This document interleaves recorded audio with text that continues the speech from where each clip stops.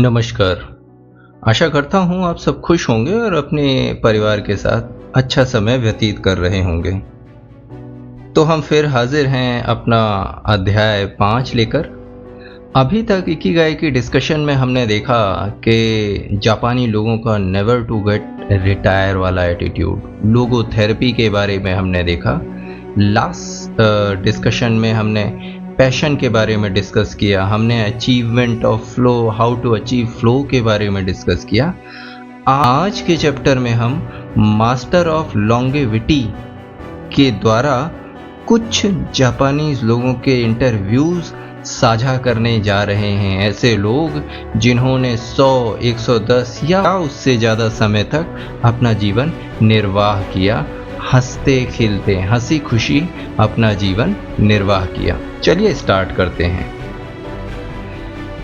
जब लेखकों ने यह किताब लिखना शुरू किया तो दिमाग में सिर्फ लंबी और खुशहाल जिंदगी पर रिसर्च करना ही नहीं था, वे उन लोगों के अनुभव भी जानना चाहते थे।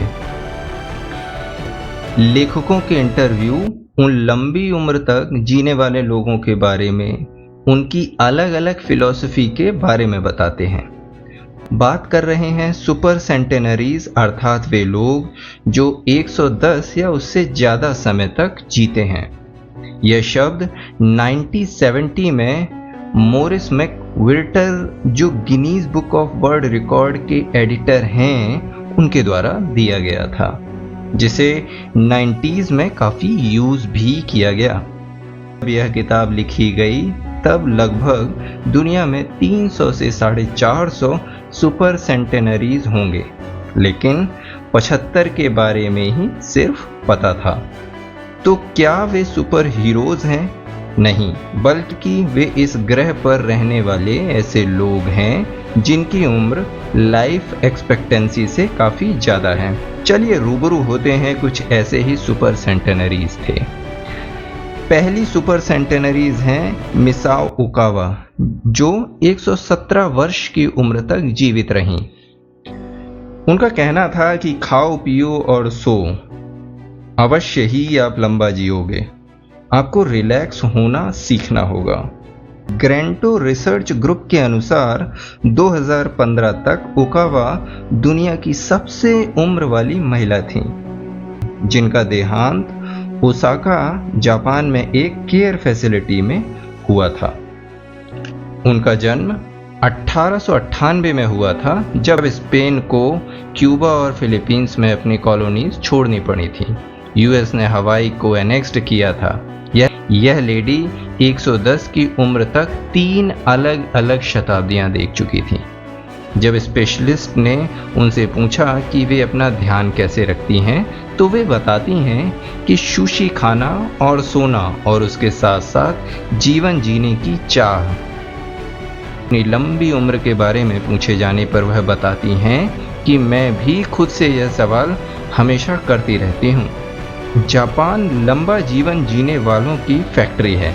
इसका प्रूफ यह कि सकारी मोमाई भी उसी वर्ष जुलाई में 112 की उम्र में स्वर्गवासी हुए थे। दूसरी सुपर सेंटेनरीज हैं मारिया कापोविला, जो 116 वर्ष की उम्र तक जीवित रहीं। वे कहती हैं कि मैंने कभी मीट नहीं खाया। 1889 में इक्वाडोर में जन्मी मारिया कोपाविला को गिनीज ने दुनिया की सबसे उम्रदराज महिला घोषित किया। वे निमोनिया से 2006 में 116 की उम्र में मृत्यु को प्राप्त हुई और पीछे छोड़ गईं 3 childrens, 12 grand childrens and 20 great and great great grand children's.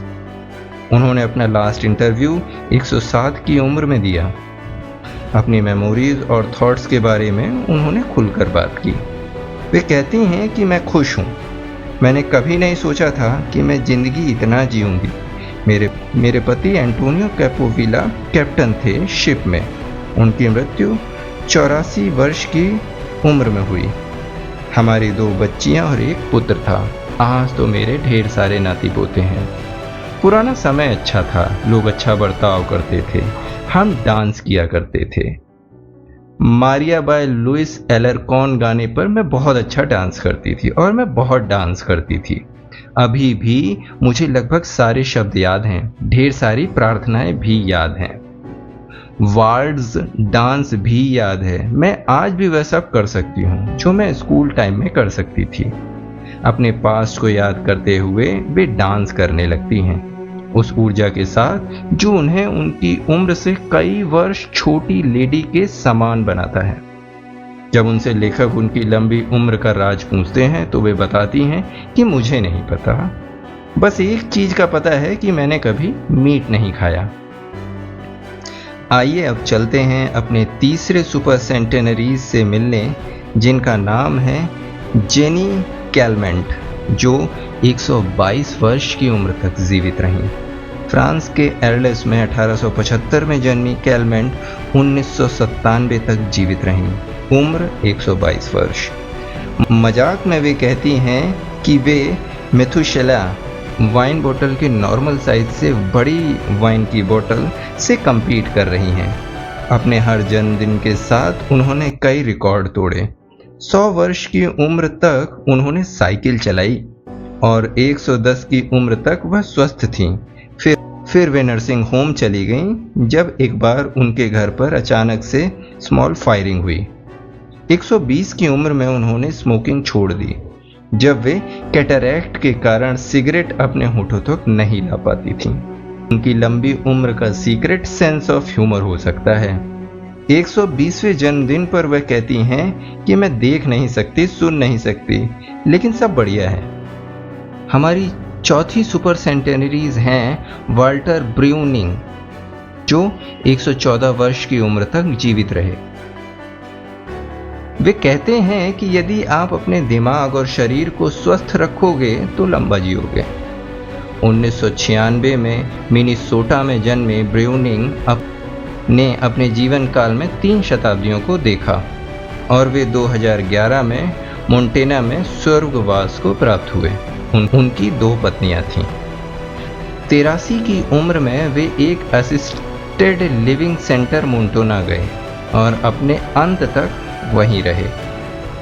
Way USA के दूसरे सबसे ज्यादा उम्र तक जीने वाले इंसान थे। अपने आखिर के सालों में उन्होंने कई इंटरव्यूज दिए और उनमें बताया कि वे सिर्फ 2 मील्स पर डे ही लेते हैं और जितना हो सके काम करने में विश्वास रखते हैं। अपने दिमाग और शरीर को स्वस्थ रखो, वे अपने 121वें बर्थडे पर कहते हैं। आप यहाँ लंबा जियोगे और हर रोज एक्सरसाइज करो। इसके अलावा दूसरों की सहायता करो। मौत तो एक सच है, उससे मत डरो। वर्ष 2010 में एक इंटरव्यू में वे कहते हैं कि कुछ लोग मौत से डरते हैं। मौत से कैसा डरना, मृत्यु तो एकमात्र सत्य है। 2011 में मृत्यु से पहले वे बोलते हैं कि उन्होंने चर्च के पेस्टर से बोला है कि हे ईश्वर, मुझे उठा लो अगर मैं बेटर नहीं हो सकता। हमारे अगले सुपर सेंटेनरीज हैं अलेक्जेंडर इमिच, जो 111 वर्ष की उम्र तक जीवित रहे।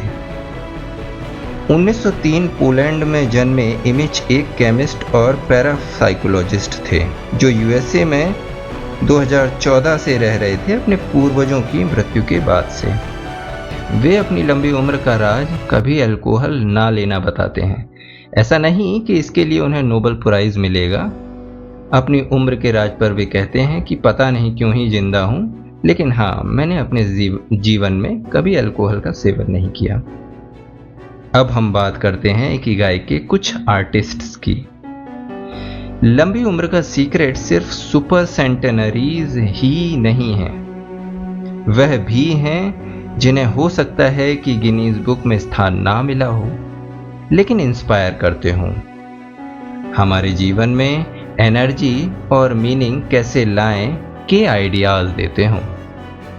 एग्जाम्पल के तौर पर लोग जो इकिगाई की टॉर्च लिए हैं और कभी न रिटायर होने का एटीट्यूड लिए हैं, वे भी हमारे लिए इंस्पिरेशन हो सकते हैं। आर्ट अपने फॉर्म में एक इकिगाई है जो हैप्पीनेस और पर्पस देती है। सुंदरता बनाना, उसको महसूस करना फ्री है। कुछ ऐसा जो हर मनुष्य महसूस कर सके।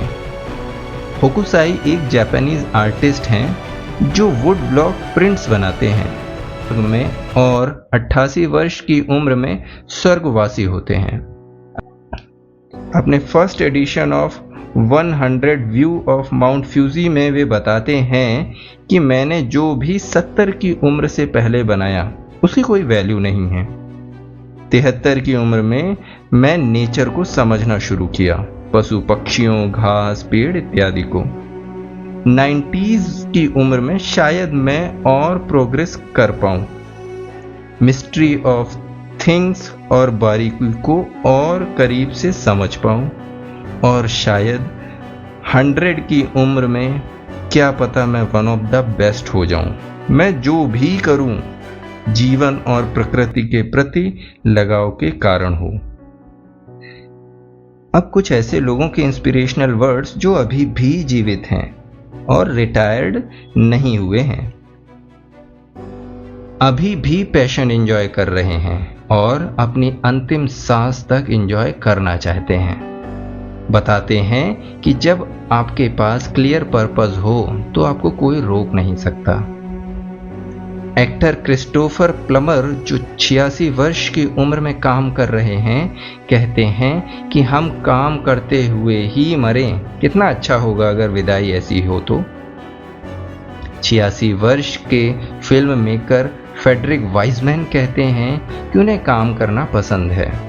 हर कोई अपने ऐख और पेन की बात करता है, लेकिन कर्मठ लोग सिर्फ काम करते हैं जब तक उनकी मृत्यु नहीं होती। कैरमेन हिरारा एक पेंटर जो 100 वर्ष की आयु में इंटर हुई हैं, जिन्होंने अपनी पहली कैनवास 89 की उम्र में बेची।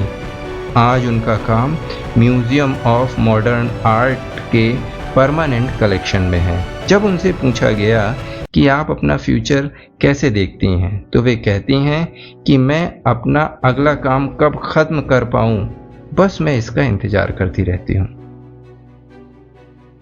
इन सभी चीज़ों से हम अभी तक जो सीख पाए हैं, इकिगाई के डिस्कशन से जो अभी तक हम कंक्लूड कर पाए हैं, वो कुछ इस तरह से है कि कभी सीखने की ललक मत छोड़ें। आप बूढ़े हो सकते हैं, शारीरिक रचना कांप रही हो सकती है, आप रातों रात जाग सकते हैं, आपकी रगों के विकार सुनकर आप खुद को ही याद कर सकते हैं, आसपास की दुनिया को दुष्ट पागलों के द्वारा तबाह होते देख सकते हैं। हो सकता है कि आपका सम्मान घटिया दिमाग के नाले में रौंद दिया गया हो। सिर्फ एक चीज है, सीखना। दुनिया क्यों डगमगाती है और कौन इसे डगमगाता है। सीखना एक ऐसी प्रवृत्ति है जो आपको जीवंत रखती है। कभी एग्जॉस्टेड फील ना करें, टॉर्चर्ड फील ना करें, कभी डरें नहीं, कभी पश्चाताप के सपने ना देखें। नेचुरलिस्ट और लेखक एडवर्डो विल्सन कहते हैं कि 10 साल पहले मैंने पढ़ना और सोचना शुरू किया कि हम क्या हैं, कहां से आए हैं और कहां जा रहे हैं। यह सोचकर मैं आश्चर्यचकित रह गया कि इस फील्ड में कितना कम काम किया गया है।